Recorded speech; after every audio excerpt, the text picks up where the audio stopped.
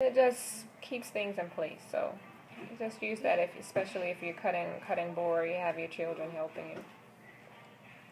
Layla, I'm going to teach you how to use the knife properly. You're going to take your fingers and curl them under the knife. You're going to use your thumb to hold the back of the knife. Hold the food firmly in place.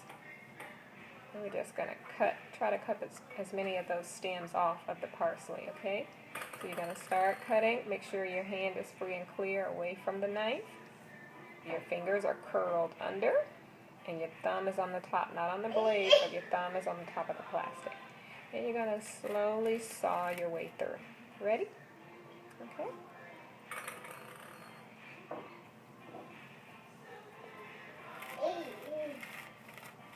Good job. Doing excellent.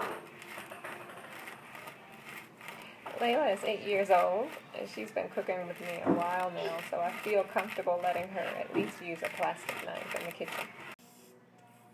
I love it.